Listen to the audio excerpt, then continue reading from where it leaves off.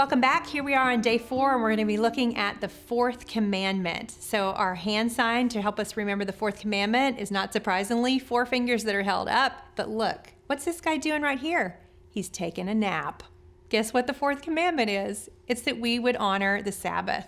Let me just take a minute to read it to us. It is found in Exodus chapter 20, starting in verse 8. It's one of the longest. It is the longest of the 10 commandments. It says, "Remember the Sabbath day to keep it holy. 6 days you shall labor and do all your work. But the 7th day is a Sabbath to the Lord your God.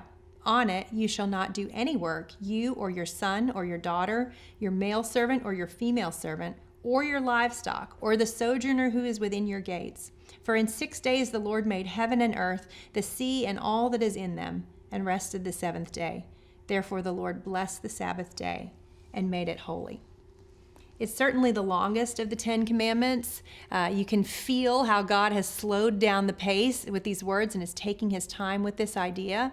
And not only that, if you look at the rest of the Old Testament, this idea of Sabbath comes up in so many different ways.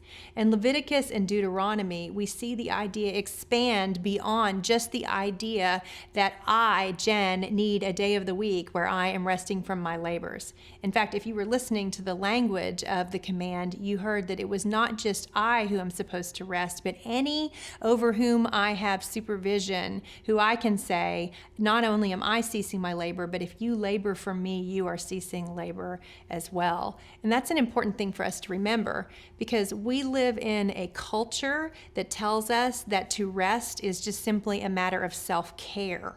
But the biblical idea is not one of self-care so much as it is one of self-denial. It is setting aside the idea that I am laboring to keep my universe in motion so that I can recognize that I'm not the one who keeps the universe in motion at all. So I cease from labor for the purpose of reorienting myself to the God of the universe. But not only that, in Leviticus and Deuteronomy, rest is expanded from that idea of just taking a rest from our labors to forgiveness of debts, to freeing of slaves, to rest for land and rest for livestock. And so the idea then expands, and it's not just that I would cease labor for my own personal benefit, but that I would actually labor so that others can have rest. So I would find ways to seek rest from toil or rest from suffering for others.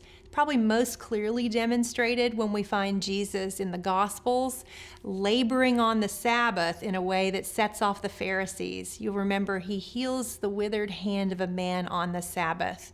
And when he's questioned on it, he presses his listeners to look at the spirit of the law instead of merely at the letter of the law. He has granted rest from suffering to this man with a withered hand, and that is a lawful expression of Sabbath practice. So for you and me, living all these years later, wondering what does this dusty old command have to do with us, we can ask not just how am I making sure that there are regular cycles of rest where I am reoriented to the God who sustains all things, but also how am I an active agent in pursuing rest for those who may not have it. It could be as simple as committing to purchase goods and services that are ethically sourced so that the person who has labored for them is receiving a fair wage. It could be as simple as taking a meal to a new mom who just had a baby and could use a little bit of rest from making a meal. There are very simple, tangible ways that we can live out the principle of the Sabbath command that go beyond just simply ceasing from our own labor. Give some thought to it today. What's a way that you perhaps haven't thought about this before that you could implement this week?